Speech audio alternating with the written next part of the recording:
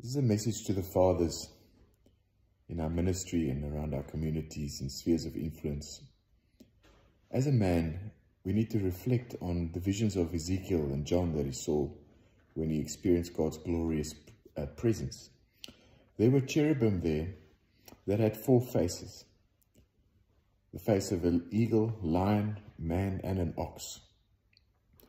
And those 4 faces represent 4 characteristics of Christ that we also see in the Gospels. The man being Luke, reasoning, telling the exact, precise details and accurate history of Jesus' walk on earth. Reasoning and explaining the context of Jesus' life. And then John being the eagle, showing the divine nature of Jesus. All the pictures of Jesus that you see in the book of John, the light of the world, the living water, the bread of life, the shepherd, and so on. All those images of Christ, if you read through the book of John, you start becoming like an eagle. And you soar and you see things from perspective and you see vision for your family. An eagle rises above the humdrum activities of everyday life. There's a time where you need to be an eagle with your family.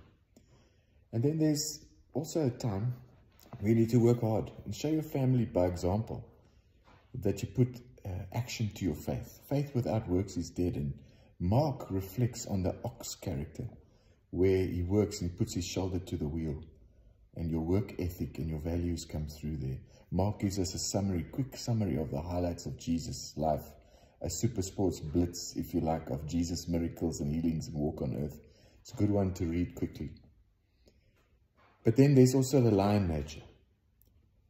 And the lion nature has got governmental authority, knows when to roar strategically, but also when to keep quiet. And the lion nature overcomes things. And you stand up for your family values, you stand up for your faith in your family, and you execute God's will in your sphere of influence. Interesting thing about the lion nature, it overcomes so that the lamb nature can then open the seals and the scrolls in Revelation. And when I saw that the lion overcomes, but the lamb rules. So we don't operate in our lion nature with our family. You operate in your lion nature with the enemies of God's people, with the spiritual forces that you're fighting. And that's when you roar. When you're working in your family and you're unlocking the scrolls and divine mandates that God's given to each family member, as a man, you operate there with the lamb nature, the lamb that was slain, the one that's willing to sacrifice for his family. And that lamb nature sits on the throne and opens the scrolls. So, very important to understand those different characteristics as a man and as a father. And I can see that in many of you, a lot of you that I'm sending this video to. I've seen the Lord develop those aspects over the years and celebrate those aspects. Know how to use them at the right time and let the Holy Spirit continue to develop those different aspects that's also in the living creatures who reflect the glory and characteristics of God. So Ezekiel chapter 1 and 10 and Revelation, also Revelation 4, shows you those faces.